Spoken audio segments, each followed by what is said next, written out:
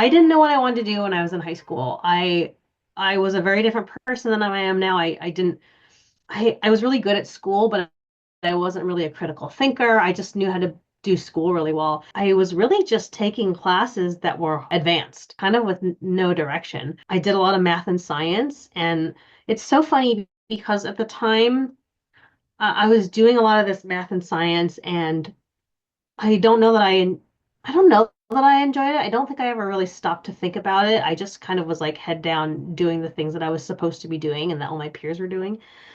And in hindsight, I got to college and I was like, I've done so much math and science. I need to take a break. I don't want to do that anymore.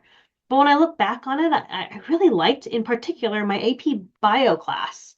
And I didn't pay attention to it at the time because I think I don't know, I just didn't know how to pay attention to my own wants and needs, I think.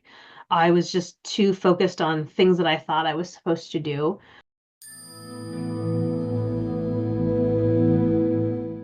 I got to college, I went to UW. I didn't, it was the first time in my life where I had a lot more choice. You don't have as much choice as you do when you're out of college, but you certainly have a lot more choice than in high school. Struggled with the ambiguity of it all. I didn't have a set track in front of me. Honestly, I was looking at majors that didn't have a lot of requirements. And I feel a little embarrassed to say it now, but I don't know that I should because I was doing the best with what I had. I hadn't ever really been pushed to think critically up until that point. I didn't really know what that meant.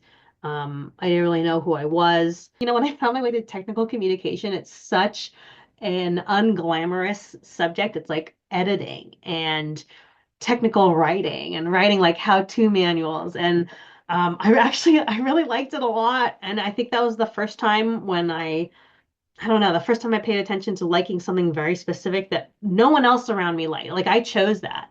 And I just kind of fell into it. And I started to do some technical communication stuff. I did a little bit of social media marketing because it was, 2009, and the only people who knew how to use Twitter were young people.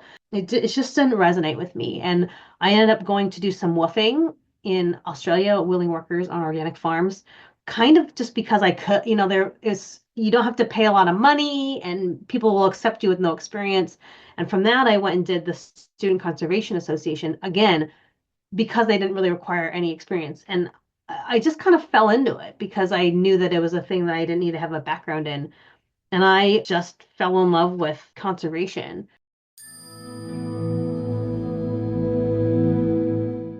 I ended up working with the Washington Conservation Corps, where I was outside 40 hours a week doing manual labor. I had always thought that I like wasn't physically strong or physically capable because I'm 5 feet tall. I'm a woman of color. I didn't see myself doing these kinds of jobs.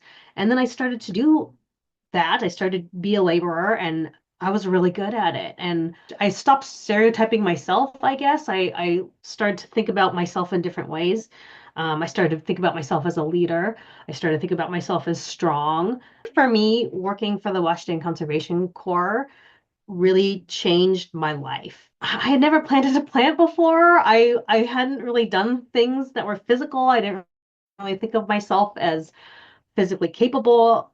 Several years later, it turns out that all these things that I thought were true about myself just weren't. I had to challenge my own preconceived notions about who I was. In some ways really hard, but in some ways really fun because it's really fun to get to know your own self.